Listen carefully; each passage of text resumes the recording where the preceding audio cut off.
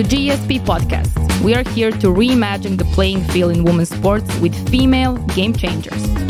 My name is Ruza FA Serbia grassroots manager, sports industry specialist, and former football referee.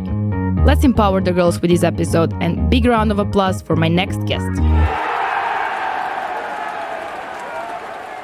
Hi everyone, and welcome back to GESP Podcast. We are back to España with with another amazing lady, Mar Martin, who plays flag football.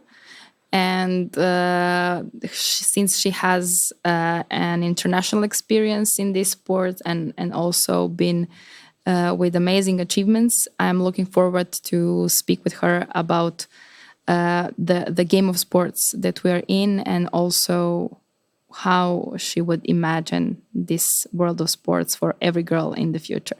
So, dear Mar, welcome to GESP Podcast. Thank you so much for inviting me. I'm so excited to join y'all. And that's it. I'm just wanting to do the interview. So, Spain is since forever one of the best countries when we speak about sports, but it cannot, let's say, brag about being super supportive regarding ladies. But even in this situation, so many sports where female Spanish teams were super successful, and also individual sports. So among all of those sports that you could play, why and how did you choose the flag football? Wait, that was a funny story because I started playing American football by itself in a only male team. I was the only girl in that team. It was under 15, I think, more or less. And I started to playing American football, but there's like a limit age that you can play with boys and against boys. So it was over that age, and the only option if I wanted to keep playing that sport, it was playing flag football. So that's the way I chose to keep enjoying the sport I loved. So when you now look at the differences between American football and flag football, what was more you? What was more, let's say, connected to your character? Because we do know the differences between two sports. We also had some colleagues of yours in this podcast. But for you personally, when you look at the difference, what was more you? I would say flag football because I think it's a more fast game. I don't know if that's like a good way to describe it, but I really enjoy that, and it just gives me the opportunity to being myself. Well, actually, this Also is the playing best defense on offense. This is the best reason to choose a sport, if you can feel yourself.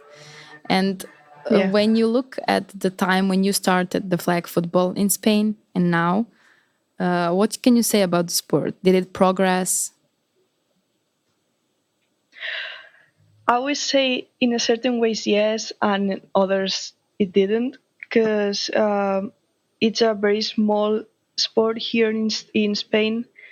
So there's not a lot of clubs that give you the opportunity to play this sport.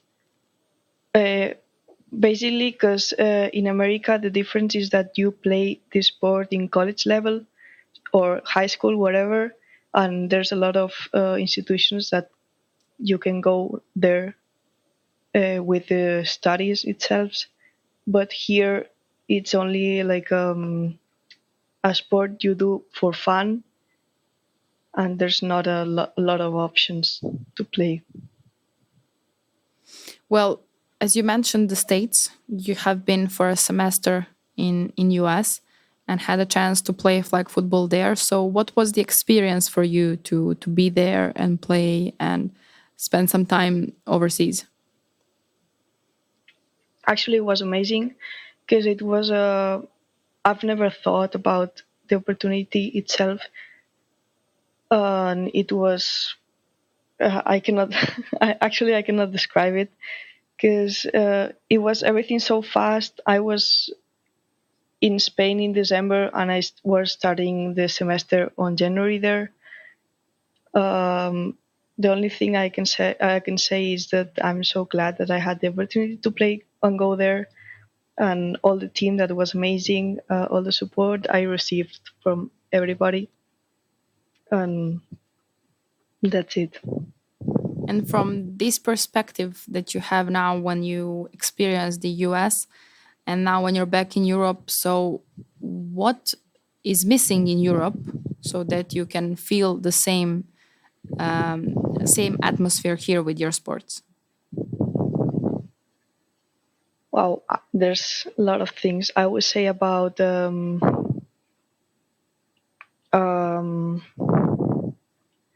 let me try to, because my English is not that good. Um, all the facilities, Hmm.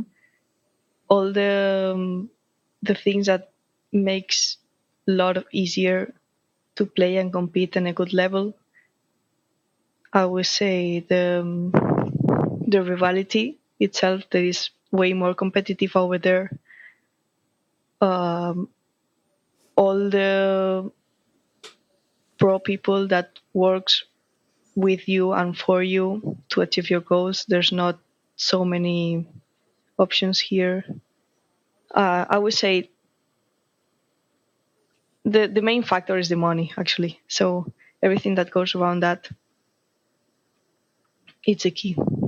Yes, so you're basically missing the investment, or actually we are missing the investment in Europe. I mean, I'm even Yeah, speaking from the perspective of Serbia as a country whose flag football is way behind Spain, and even in Spain, it's not that progressive as in States. So this says a lot.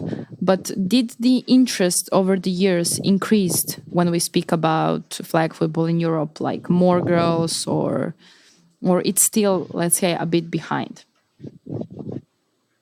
I would say it's still a little behind, but there has been a big step on since they made the sport from the Olympics, and I think that's been a big deal since from the last year to now, at least in Spain, it has been a decent grown in this aspect because it can be like very good things to come, and they're really giving the chance to this sport. And when we speak about the way how you girls who are actually playing the flag football are promoting or doing everything you can to let's say develop your sport, how can you describe that? Like, what are you doing in terms of, let's say, helping sport grow besides just playing and being amazing? And I don't want to say just as something bad. It's just the way to phrase it. No, for sure. I will say about go to high schools or even little kids to teach the basics and giving the opportunity to try the sport. Also, I will say that everything goes around involving childs to play more and know this sport because this here in Spain is not as common as, and nobody knows even knows it. So just giving giving the people to know that these sports exist and let them grow. And when you're imagining the perfect world in your country regarding your sports, or the best advice you can give to young girls, what that would be? How would you call them to join the flag football? Wow, I don't know, because probably call some, or I would say just text me, or everybody that is in this world in Spain really wants this sport to grow. So you can text everybody, and we're gonna help you to reach a club, or I don't know, do some tryouts or whatever. And if you need some any type of help, just reach us. And what about these leaders in Europe? Like we spoke about states, but which country in Europe is, let's say, super progressive in this sports? Last year it was the European Cup. We got the second, the silver medal, and the gold was from Great Britain. So I think they are such a good team. Then there's also Italy that got a really good and amazing head coach. Also, I can tell French and Germany. I think that's the top five more strongest team on Europe. And my last question to you would be, where do you see your future in this sports? Is it Olympics, maybe? I can dream about that, and that will be amazing. But I don't know how everything's gonna develop because there's a very talented team in the national team in Spain itself. So we can dream on that. I think that's the perfect.